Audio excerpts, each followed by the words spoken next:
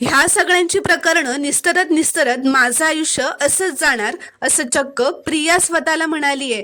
श्री स्वामी समर्थ प्रेक्षकांनो, आता सायली आणि अर्जुन त्या साईट मॅनेजर रमेशच्या घराबाहेर तो येण्याची वाट बघत थांबलेले असतात। तिथेच आता प्रिया सुद्धा सायलीचा पाठलाग करत तिथपर्यंत पोहोचलेली असते। ती लपूनच सायली अर्जुनला बघत असते। प्रिया मनातच म्हणते, हे इथे सुद्धा आता रोमॅन्स करतायत, करा काय करायचंय ते करा, फक्त त्या साईट मॅनेजरला भेटू नकात म्हणजे झालं। तर आता प्रियाने नागराजला जो फोन दिलेला असतो त्याच्यावरून नागराज आता जेलमधूनच प्रियाला फोन करत असतो। प्रिया आता तो फोन उचलते व म्हणते, ओ तुम्हाला फोन दिलाय तो जरा जपून वापरा ना, कोणी बघितलं म्हणजे उठसूट फोन काय करताय मला। तर नागराज म्हणतो, अगं कोण बघत नाही ग, इथल्या हवालदारांच्या राऊंडच्या वेळा ना पाठ झाल्यात मला। आता मला सांग, तो रमेश अर्जुन सायलीला भेटला का? तर प्रिया म्हणते, अहो तो रमेश इथे फिरकला सुद्धा नाहीये, तो इथे राहतो की नाही हेच माहिती नाहीये, त्याने पत्ता बदललाय हेही माहित नाहीये। तर नागराज म्हणतो, अगं पत्ता बदलला असेल तर चांगलंच आहे ना आपल्यासाठी।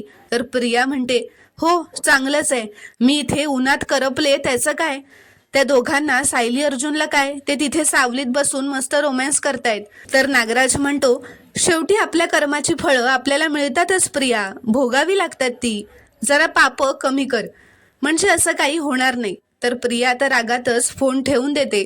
तर आता तेवढ्यातच साक्षीचाही प्रियाला फोन येतो।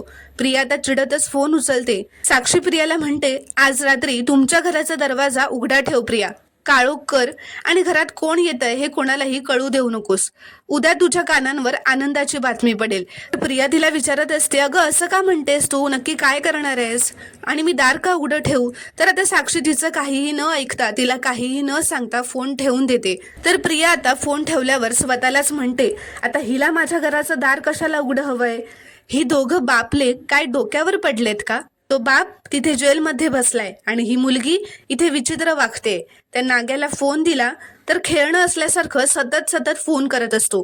ह्या सगळ्यांची प्रकरणं निस्तरत निस्तरत ना माझं आयुष्य असंच जाणार आहे असं चक्क आता प्रिया स्वतःलाच कंटाळून म्हणालेली असते।